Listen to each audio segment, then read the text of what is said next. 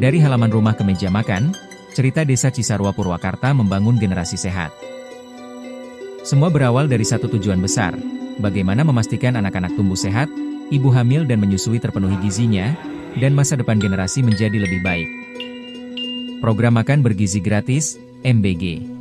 Hadir dengan misi itu, meningkatkan kualitas sumber daya manusia melalui perbaikan gizi, menurunkan angka stunting, dan memastikan setiap anak, balita, ibu hamil, serta ibu menyusui mendapatkan asupan yang cukup dan seimbang.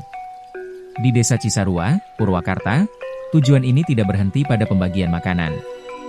Di sini, di Kampung Ilmu memilih jalan yang lebih panjang, tapi juga lebih kuat, membangun dari akar, dari rumah, dari kebiasaan sehari-hari. Cerita ini dimulai dari halaman rumah. Satu persatu keluarga mulai menata kebun gizi organik.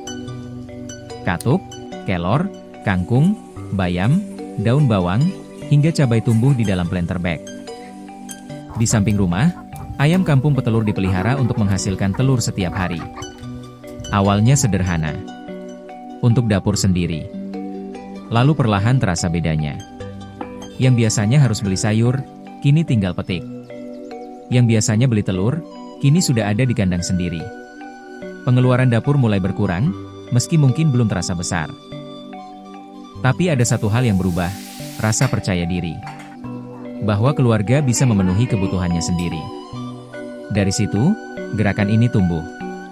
Ketika hasil panen mulai berlebih, masyarakat tidak berhenti.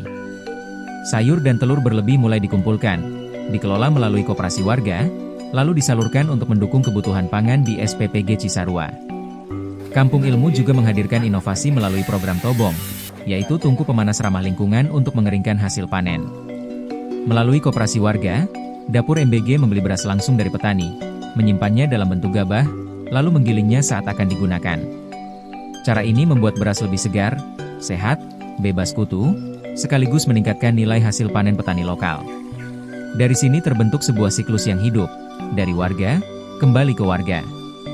Di tengah gerakan itu, berdirilah dapur MBG Cisarua. Bukan proyek instan, tapi dari gotong royong. Dari dana talangan, urunan, dan sumbangan berbagai pihak. Ada yang menyumbang keramik, ada yang memberikan wastafel, ada yang membantu dengan chiller dan perlengkapan dapur lainnya. Sedikit demi sedikit, dapur itu berdiri. Bukan hanya sebagai bangunan, tapi sebagai simbol kebersamaan. Saat dapur mulai dibangun, satu hal yang selalu menjadi perhatian adalah kualitas.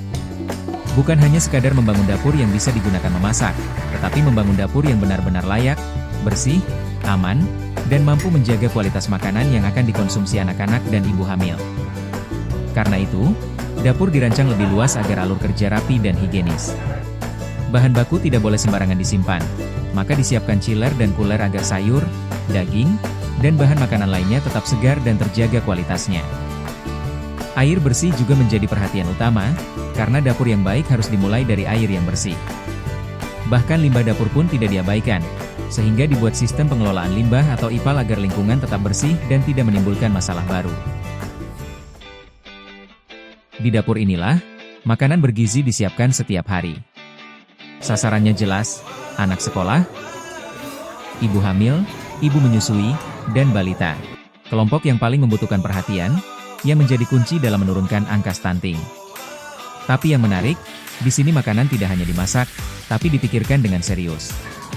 Setiap menu dirancang. Setiap porsi diperhatikan. Bahkan setiap wadah makanan diberi QR code dan nomor.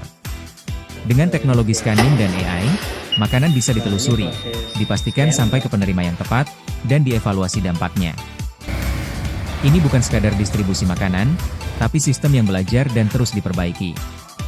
Sebelum program MBG bergulir, penerima manfaat juga diperiksa kesehatannya. Karena tujuan akhirnya bukan hanya kenyang, tapi benar-benar sehat.